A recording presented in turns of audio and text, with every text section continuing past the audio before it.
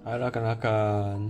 So hari ini saya nak berkongsi sikit cara kita boleh mengira kegunaan kuasa elektrik dan secara terus atau langsungnya kita dapat juga mengira bil elektrik kita. Okey, mari kita bermula. Masih ingat tak video yang sebelum ni saya ajar rakan-rakan macam mana nak buat pengukuran arus elektrik dan macam mana kita boleh tukarkan arus elektrik bacaan tu kepada kuasa elektrik dengan darabkan 240 volt, ya.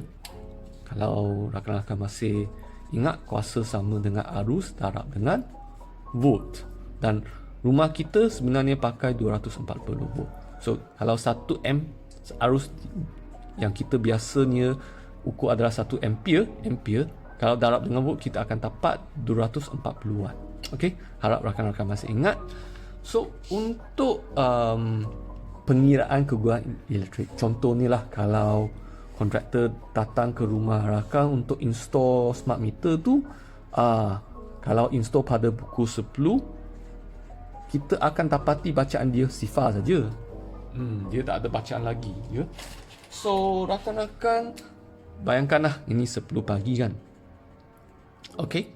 So ini cara rakan-rakan boleh buat sikit pengiraan lah. Kalau 10 pagi bacaan dia kosong, pada keesokan pagi tu, maksud dia ada 24 jam tu, 10 pagi, kalau bacaan dia daripada kosong kepada 10,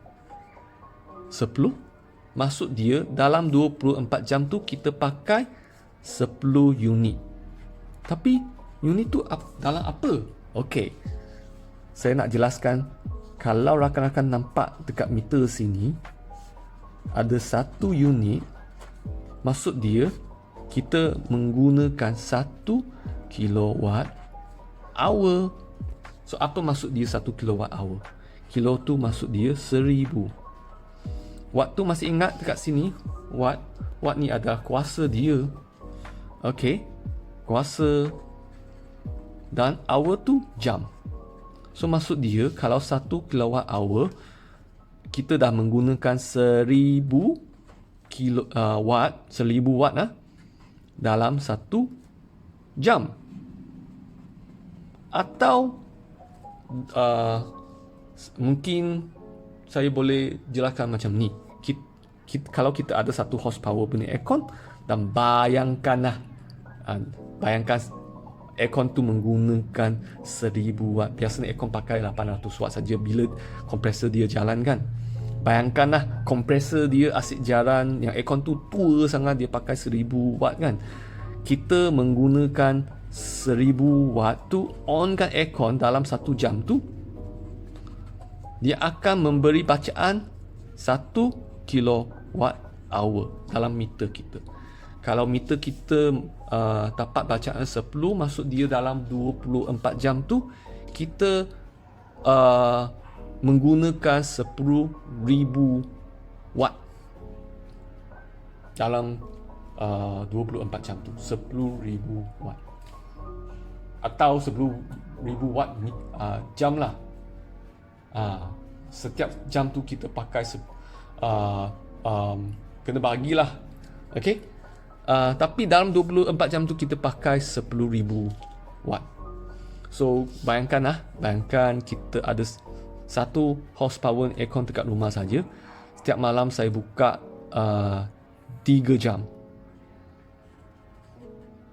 Dan mungkin disebabkan setting yang tertentu, dia asyik on saja kompresor dia kan. Dengan dalam kipas dia asyik on saja. So setiap hari tu untuk aircon saja saya akan dapat 3000. Sebab jam darab dengan 1000 kan. So saya akan guna 3000 kilowatt jam kan, atau hour kan. So dalam meter saya, kalau sepanjang hari tu saya tak on apa pun, hanya on aircon saja sepanjang hari, sepanjang 24 jam tu, dia akan catat 3 unit ni dekat sini. 3 kan. Bayangkan kalau saya ada 2 aircon, dia akan catat berapa? 3 darab 2, 6. Kalau saya ada 3 aircon, 3 darab 3, 9 dalam 24 jam tu lah. And ini cara kita mengira. So biasanya 10 unit ni mungkin merangkumi on 2 aircon dalam 6 untuk diri, suami, isteri dengan anak seorang. Lepas tu ada on lampu-lampu, ada kipas sikit, ada peti sejuk. So dalam sehari tu kita pakai 10,000 lah watt. Okay, so ini sebenarnya cara yang senang. Bayangkan kita punya kegunaan elektrik adalah sampai 600 watt sebulan. Bukan 600 watt, 600 kilowatt jam sebulan. Ya. So maksud dia kalau hari pertama catat kosong, pada hari yang ke-30 meter ni mungkin bacaan dia 0,00600, menunjukkan kita gunakan 600 unit kilowatt jam yang kita pakai untuk sebulan. So bila kita sebenarnya nanti saya boleh berkongsi dengan rakan-rakan satu TNB mini apps yang mengajar kita macam mana kita boleh mengira bil elektrik. Tapi saya boleh mungkin cuba tunjukkan sikit secara ringkas cara kita mengira bil elektrik. Untuk 200 unit yang pertama tu kos kita adalah 21 sen. Ni 21.8 sen. Dan kalau kita darabkan dengan 200 ni, kita akan dikenakan RM40.60. Maksud dia kalau meter kita tunjuk 200 selepas sebulan, kita kena bayar RM43.60 saja. Untuk 100 unit yang selepas ni, atau kita panggil kedua, kos dia dah jadi tinggi sikit lah. Sebab macam dia ada kota. Kalau saya pakai sampai 300 ni, maksudnya 200 yang pertama tu saya kena bayar RM43.60. Yang 100 unit yang selepas 200 unit ni atau 100 unit yang terlebih ni, saya kena bayar RM33.40. So maksud dia kalau meter saya mencatat 300, saya kena bayar RM43.60 campur RM33.40. So jumlah dia RM77 lah. RM77 kalau setiap bulan saya pakai 300 unit saja. Tapi rakan-rakan, berita buruk untuk unit-unit yang seterusnya, yang ketiga, kita kena bayar 51 sen. So bayangkan tadi kita pakai 600 unit sebulan.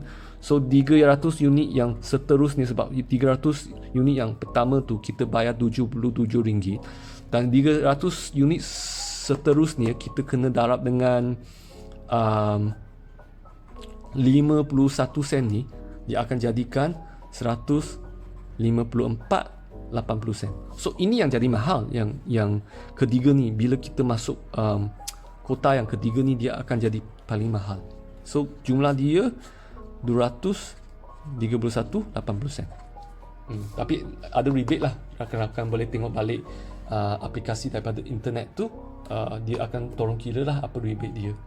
Okay, saya harap informasi ni membantu. So mungkin sikit tips lah macam mana kita boleh kurangkan kegunaan elektrik. Pertama, kurangkan guna aircon lah. Kalau biasanya saya buat macam ni, sebelum nak tidur tu onkan sekejap, biar bilik tu dingin dalam 30 minit. Lepas tu dalam 2 jam yang seterusnya saya on, saya akan set timer bagi dia akan matikan secara automatik. Itu untuk saya kurangkan kegunaan elektrik setakat untuk nak dingin, nak rasa selesa sikit lah. Kedua adalah kalau nak mandi pakai water heater tu, cubalah kurangkan sikit lah, setakat cukup. Okey lah, jangan mandi sampai setengah jam tu. Rasa best macam pergi sauna kan. Jangan, sebab water heater kita memang pakai banyak elektrik. kan. Satu cara lagi adalah kalau kita pakai boiler kan, nak masak air pakai elektrik punya boiler kan, cubalah pakai gas pula, sebab gas punya nak masak air pakai gas murah sikit kan. Apa lagi yang boleh kurangkan? Satu lagi, kalau rumah kita penuh dengan lampu fluoresan, yang biasa lampu panjang tu dia pakai 40 watt. Yang LED lampu panjang hari ni kalau tak silap dia tak melebihi 20 watt pun. Mungkin 12 watt macam tu. Ya. Memang rumah saya kan, contohnya dulu saya pakai semua fluoresan. Bil elektrik agak mahal. Lepas saya tukar LED, dia dapat sebenarnya bil saya nampak jelas bil dapat dikurangkan 30% rakan-rakan. Tukar LED. Tapi kos nak tukar LED tu mungkin tinggi sikit lah. Tapi memang jelas kalau setiap bulan 30% tu dapat dikurangkan. Kalau rakan punya bil elektrik tu mungkin RM200, mungkin dia dapat kurangkan sampai 150 macam tu. Okay. So itulah rakan-rakan apa yang saya nak kongsi hari ini. So saya harap informasi ini berguna kepada rakan-rakan, terutama sekali mereka yang dah tukar ke smart meter, mungkin akan perasan bil elektrik dah mula menaik. Okay, saya rasa video ni dapat membantu rakan-rakan untuk nak buat pengawasan mengapa kegunaan elektrik saya semakin tinggi, macam mana saya dapat kurangkan kegunaan elektrik saya dengan tips-tips, kurangkan aircon, kurangkan shower elektrik, tukar jadi air dengan memasak air dengan gas, atau tukar LED lampu LED lah. Itu saja rakan-rakan. Bye.